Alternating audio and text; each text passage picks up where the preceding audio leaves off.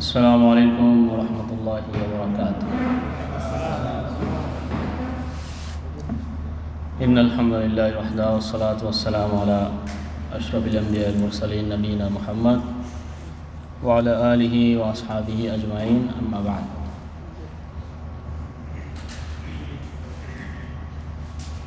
যাবতীয় প্রশংসা আল্লাহ রাব্বুল আলামিনের জন্য,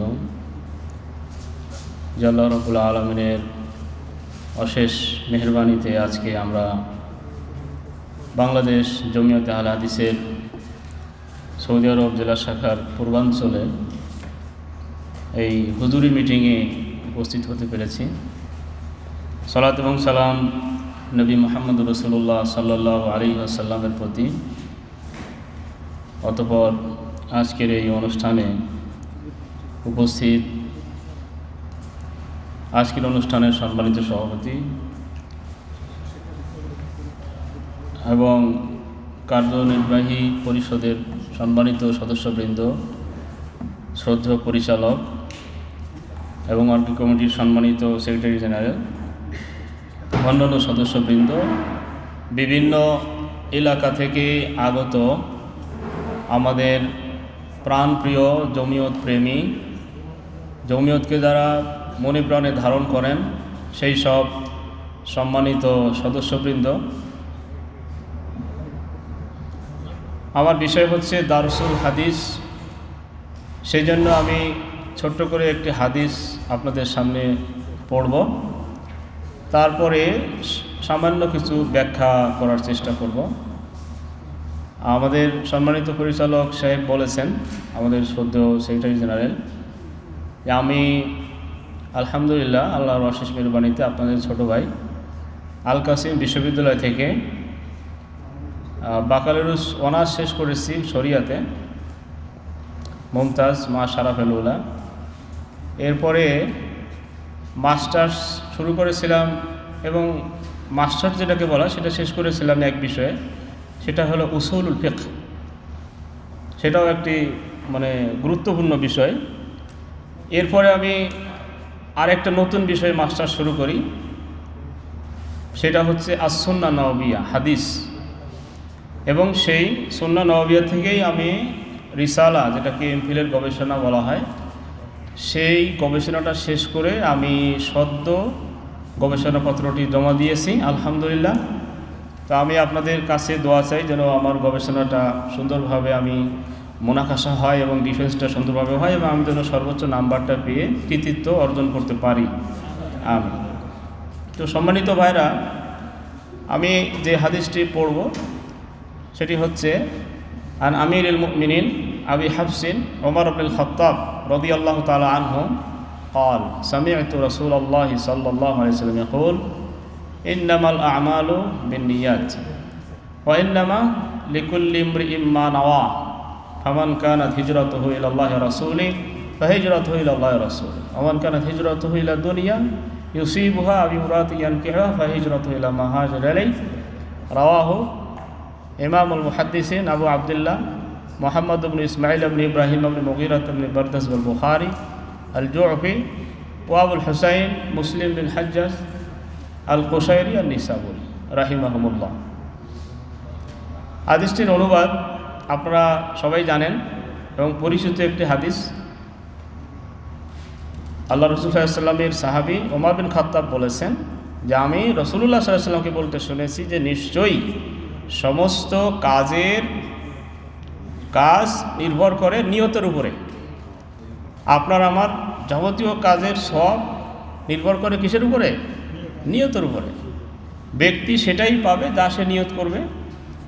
এবং পরবর্তীতে হাদিসের একটা বড় অংশ আছে, সেদিকে আমরা না যাই, আমরা একটু সামনে ব্যাখ্যা করি। এই হাদিসটি বিভিন্ন দৃষ্টিকোণ থেকে ব্যাখ্যা করা যায়, যেহেতু এটা একটা আলেমদের পরিভাষায়, বিশেষ করে এবং আহমদ বিন হাম্বল, শেখুল ইসলাম ইবনে তাইমিয়া রাহিমাহুল্লাহ, তারপরে ইমাম আবু দাউদ সহ অনেকেই হাদিসটিকে ওনারা বলেছেন যে এটা হচ্ছে যে রাসূল সাল্লাল্লাহু আলাইহি ওয়াসাল্লামকে দেওয়া। ওনার রাসূল সাল্লাল্লাহু আলাইহি ওয়াসাল্লামের প্রত্যেকটা কথাই তো একটা কথা দিয়ে অনেক কিছু বোঝানো যায়, তাই না? বলছে এই হাদিসটা হচ্ছে সবচাইতে আজমাউল জাওয়ামে, এর চাইতে ব্যাপক অর্থবোধক হাদিস আর হতে পারে না। আবু উবাইদাও সে একই কথা বলেছেন। এবং আলেমরা এই হাদিসটিকে, বিশেষ করে মুহাদ্দিসিন ইকরাম, এই হাদিসটিকে তাদের কিতাবের শুরুতে স্থান দিয়েছেন। হাদিসটি অত্যন্ত গুরুত্বপূর্ণ একটি হাদিস। তো বিভিন্ন দৃষ্টিকোণ থেকে ব্যাখ্যা করা যায়। আমি একটু সামান্য একটা দৃষ্টিকোণ নিয়ে একটু কথা বলি। সেটা হলো আমাদের ইসলামী শরীয়তের যে রুলস, ইসলামী যে শরিয়া, এটা আইন, এই আইন গবেষণার জন্য যে কাওয়ায়েদ ফিকহিয়া আছে, আল কাওয়ায়েদ আল ফিকহিয়া, আল দাওয়াবিত আল ফিকহিয়া নামে যে পরিভাষাটা আছে, সেই পরিভাষার ভিতরে আমরা যদি একটু তাকাই, সেখানে ইসলামের আইন গবেষণার জন্য বা ইসলামী বিধিবিধান গবেষণার জন্য বিভিন্ন কায়দা কানুন রয়েছে। এর ভিতরে 5টি কায়দা রয়েছে অত্যন্ত গুরুত্বপূর্ণ। এটাকে বলা হয় আল কাওয়ায়েদ আল ফিকহিয়া আল খামসা আল কুবরা। আপনারা কি শুনতেছেন? কি বলতেছি আমি বলতেছি যে ইসলাম এর যে রুলস, আইন, এই যে আইনের পরিভাষা আছে না, এমনি সাধারণ আইনের, ওরকম ইসলামের আইনেরও পরিভাষা আছে। সেই ইসলামের আইনটা গবেষণার জন্য যে পরিভাষাগুলো আছে বা ইস্তেলাহাতগুলো আছে, তার ভিতরে 5টি কায়দা রয়েছে। এটাকে বলা হয় আল কাওয়ায়েদ আল ফিকহিয়া আল কুবরা আল খামসা। 5টি মৌলিক কায়দা যার উপরে ইসলামের আইন বেস্ট করতেছে। ইসলামের আইনটা দাঁড়িয়ে আছে যে 5টি কায়দার উপরে। সে তার ভিতরে প্রথম কায়দা কি? 5টি কায়দা। 1 নম্বর কি?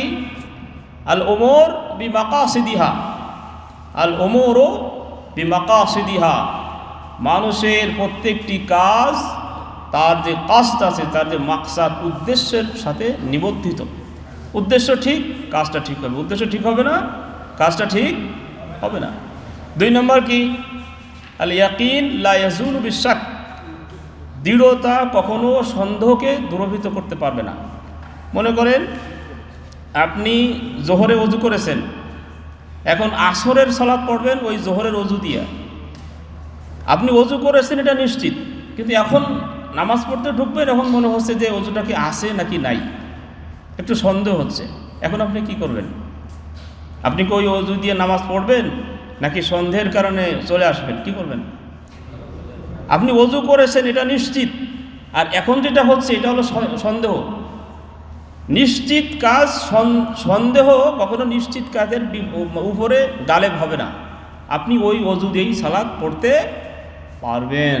আল ইয়াকিনু লা ইয়াজুলু বিশাক্কি, এটা কিন্তু হাদিসেই রয়েছে। যেমন হাত্তা ইয়াসমা সাউতান আও ইয়াজিদা রিহা, যতক্ষণ পর্যন্ত সে নিশ্চিত না হবে যে তার কোনো বায়ু নির্গত হয়েছে অথবা সে কোনো গন্ধ পেয়েছে, এই ধরনের কিছু না পাওয়া পর্যন্ত, নিশ্চিত না হওয়া পর্যন্ত সে ওযু দিয়ে সেই নামাজ পড়বে। 3 নম্বর কি? 3 নম্বর কায়দা হলো আল মাশাক্কাতু তাজলিবুত তাইসির। আল মাশাক্কাতু তাজলিবুত তাইসির ইসলামী শরীয়তের একটা মৌলিক কায়দা এটা। এবং কোরআন এবং হাদিসে বহু আয়াত হাদিস রয়েছে এই কায়দার উপরে। আল্লাহ তাআলা কি বলেছেন? মা জাআলা আলাইকুম ফিদ্দীনি মিন হারাজ, তোমাদের দিনের ভিতরে আমি তোমাদের কঠিন কিছুই দেই নাই, সব সহজ। আল্লাহ রাসূল সাল্লাল্লাহু আলাইহি ওয়াসাল্লাম বলেছেন ইয়াসসিরু ওয়ালা তুআসসিরু, তোমরা মানুষদের জন্য সহজ করে দাও, কঠিন করে দিও না। এটা আল্লাহ রাসূল সাল্লাল্লাহু আলাইহি ওয়াসাল্লাম দায়ীদেরকে লক্ষ্য করে বলেছেন যে তোমরা মানুষদেরকে, সাধারণ মানুষদেরকে কোনো বিষয়ে দাওয়াত দিতে গেলে কঠিন করে দিও না। এরপরে আরেকটা কায়দা হচ্ছে ইসলামের, পঞ্চম কায়দা একটা হচ্ছে লা দারারা ওয়ালা দিরার। লা দারারা ওয়ালা দিরার, এটা একটি হাদিস এবং এই হাদিসটাই একটা কায়দা। লা দারারা, ইসলামের মৌলিক বিষয় হচ্ছে তুমি কাউকে ক্ষতি করবা না এবং নিজেও ক্ষতির ভিতরে পড়বা না। ঠিক আছে? দেখেন একটা কথা দিয়ে কিন্তু সব চলে আসবে এখানে। তুমি নিজেও ক্ষতির ভিতরে পড়বা না, কাউকে ক্ষতির ভিতরে ফালাবা না। এরপরে শেষ নাম্বার হচ্ছে আল আদাতু মুহাক্কামা, অর্থাৎ কোনো দেশে, কোনো সমাজে, কোনো জায়গায়, কোনো স্থানে যদি কোনো বিষয় প্রতিষ্ঠিত থাকে, মানুষরা ওইটাকে মনে করে, তাহলে ওইটাই একটা নিয়ম হয়ে যায়। যেমন মনে করেন আমাদের যাত্রাবাড়ি আছে না, ঢাকা যাত্রাবাড়ি, ঢাকা যাত্রাবাড়ি আছে কি না, আর আছে হলো গুলিস্তান। এখন গুলিস্তান থেকে যে বাসগুলো যাত্রাবাড়ি আসে, তাই না, এখন আপনি গুলিস্তানের বাসে উঠলেন, ওঠার পরে ভাড়া দিচ্ছেন কত, মনে করেন সাপোজ 10-15 টাকা। কি বলছেন, আমি যাত্রাবাড়ি যাব।